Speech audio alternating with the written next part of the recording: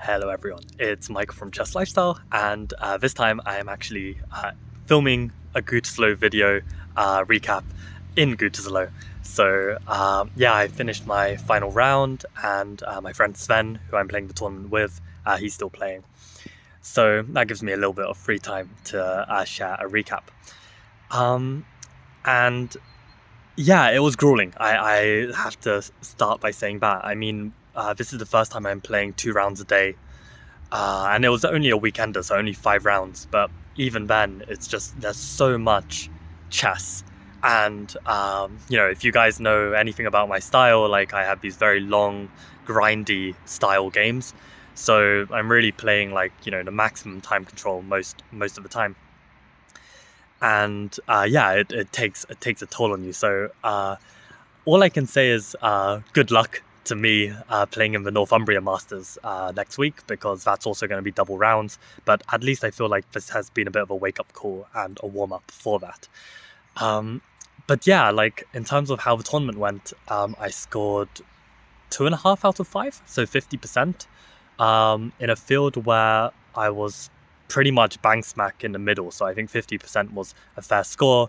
I beat players who were lower rated than me in the 1800s. I lost to 2 players in the 2100s, and I drew my final round against a 2200 who was having a bad tournament, but to be honest, a very strong player. I mean, he basically had just reached 2200. It was his peak. He's just 18, 19 years old, I think. And yeah, the only reason I was able to compete with him was because I was playing a line of C3 Venom, which I've had a lot of experience online playing, which gave me that kind of edge, despite being much worse at tactics, much worse at calculation, much worse intuitively. But that's my motto. Motto is the wrong word, but you know what I mean. That's my whole argument with chess learning, that if you find your niche and you get really good at your niche, you can really cover a lot of weaknesses in your play. Yeah, and it was actually just while on the topic of this final round opponent, actually this whole tournament I haven't analyzed any of my games with my opponents because I've just been too tired, or there's another round to play, I've got to go get food, whatever. But this final round, I analyzed with my opponent, and yeah, we had a really nice chat afterwards, and I asked him what gave you that final push to 2200, and he said probably he can dedicate it to the Grandmaster Preparation calculation book, which he did with a friend who's an FM. So this is exactly what you kind of want, like a player slightly stronger than you, and just doing that calculation training. And he said even though quite often he would get the wrong answer, I think just I made the comment that the fact that he was just calculating and pushing himself to try and get to that solution, that's already really, really helpful in improving your calculation ability. And he said as a player, the way he used to think about chess and play classical chess is he would trust his intuition, and if his opponent deviated from what his intuition felt, then he would calculate what's wrong with it. So it was a very kind of play on feeling, and then punish if they don't play accurately. But he said that it turns out that actually his intuition can be wrong, which is not really surprising. And yeah, this is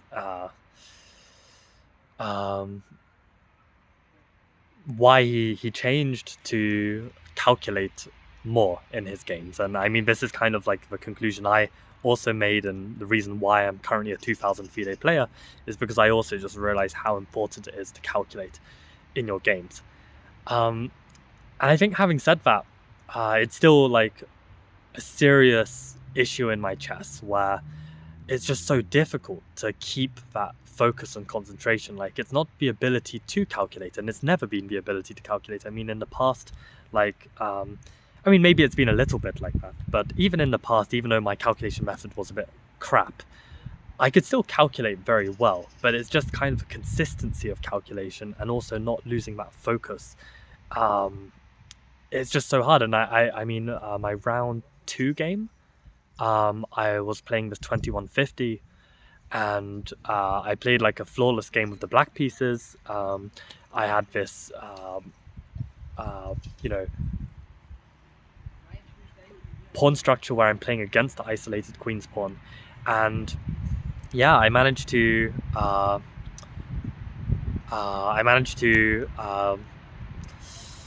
yeah, play it very well. Like, I basically was at one point 2 pawns down, but my structure's way nicer, and I win back those 2 pawns, and I reach an endgame where only I can be better, or at least that's what I thought. And I just, after all the hard work is done, I played a move by hand, and of course that move was a blunder. And I'll actually put the position here for you to think about.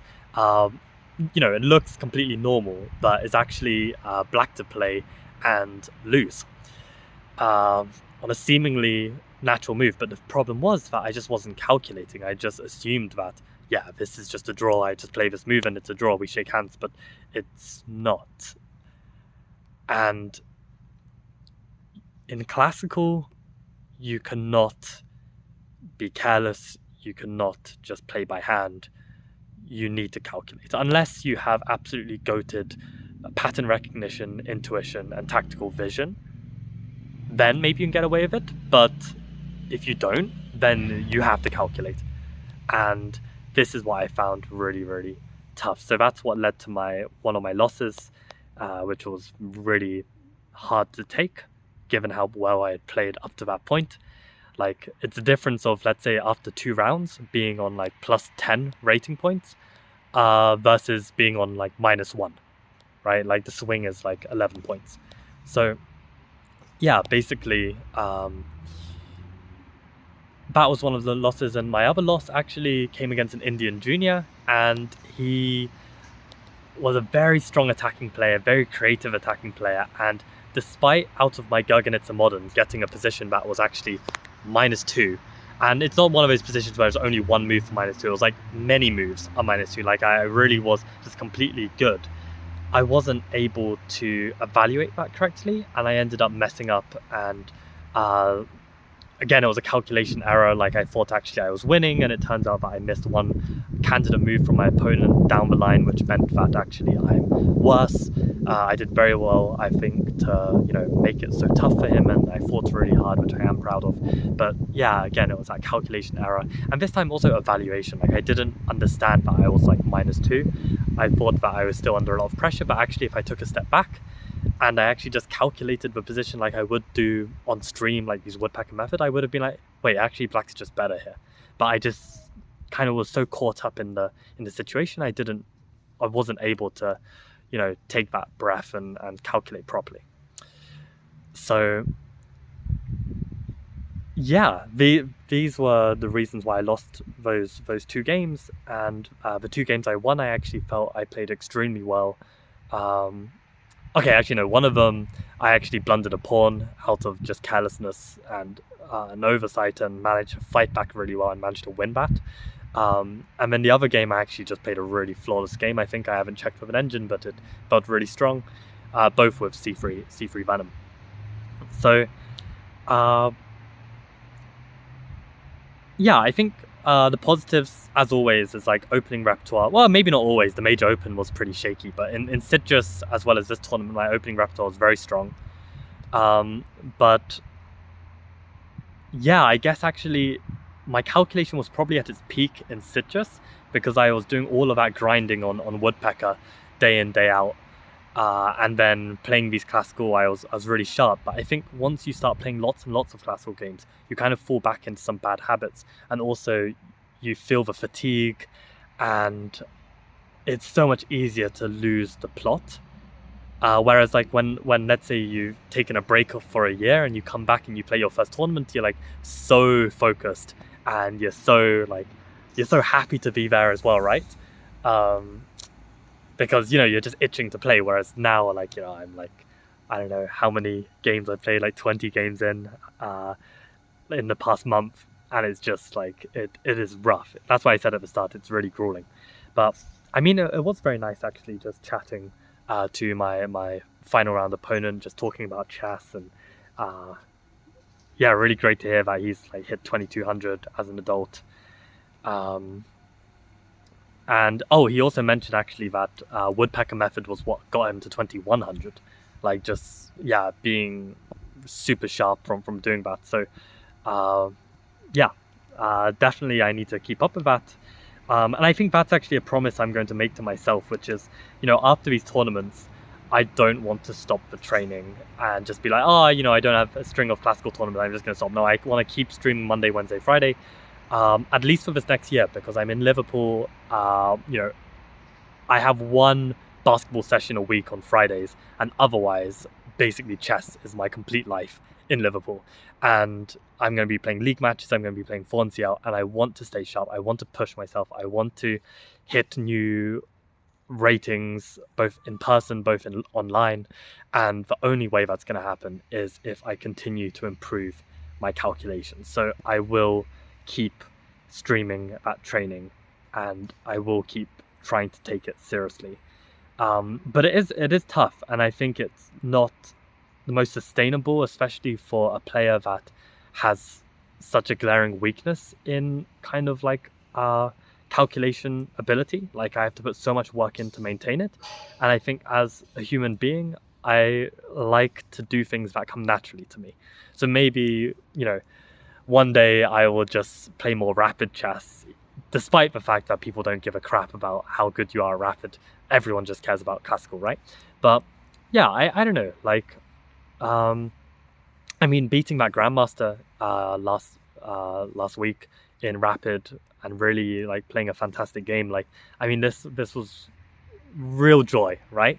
Whereas like in classical, when you're like, just having to discipline yourself to calculate carefully and not mess up, and it's so hard. And that is why also it's like such a fulfilling thing to work on, because it is probably the hardest thing I could try to work on, to be honest, for me personally.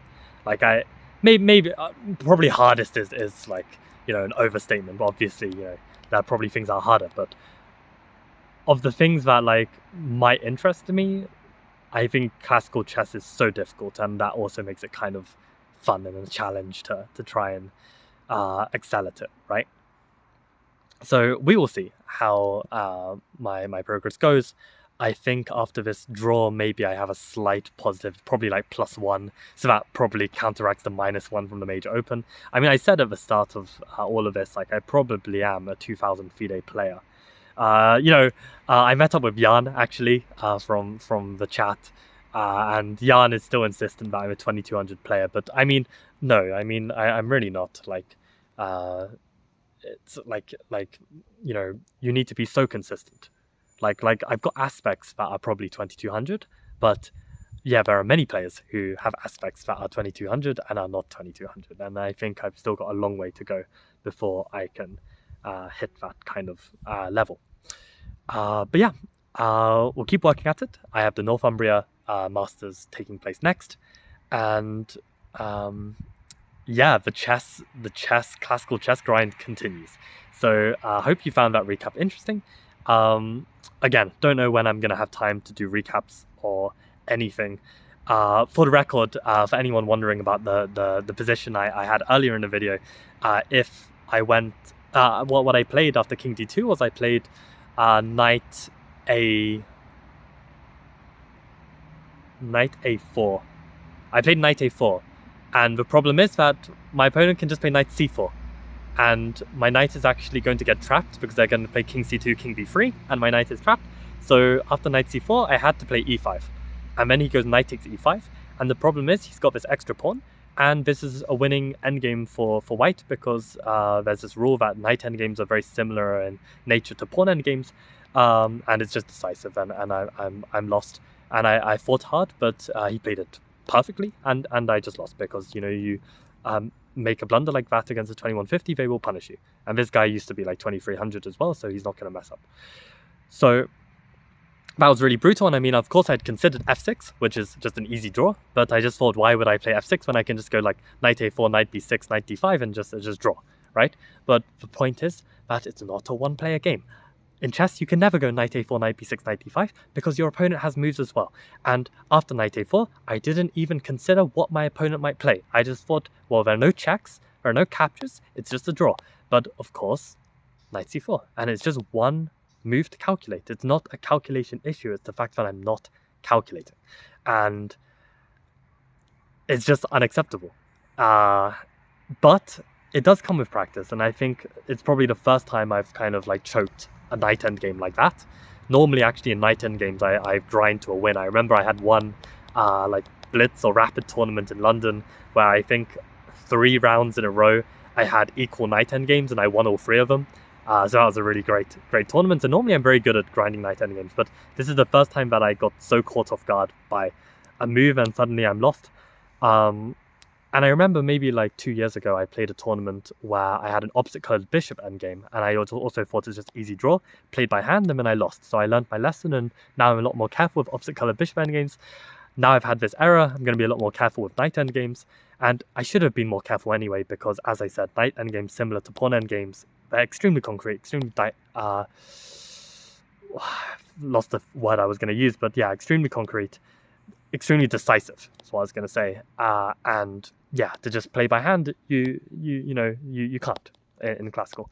So yeah, lessons learned, and yeah, hopefully we will slowly iron out all of these mistakes and improve. And the big lesson to take home is just I need to calculate consistently, and until I do that, definitely we're not making 2200 or beyond. So yeah, something to keep and continue working on.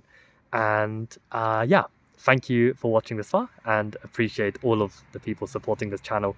I saw that actually I got a couple new members. I think Mark Decker, I'm really glad to see you on board. Hope you enjoyed the Grandmaster game, and hopefully you learned some of my Benoni lines as well, because I really like them. I think yeah, my repertoires are really a strong suit of my chess right now. And on that note, thank you for watching, and see you for the Northumbria update and maybe some streams in the meantime. Okay, bye guys. So 8. Oh, okay, perfect. So it's like we have 14 minutes.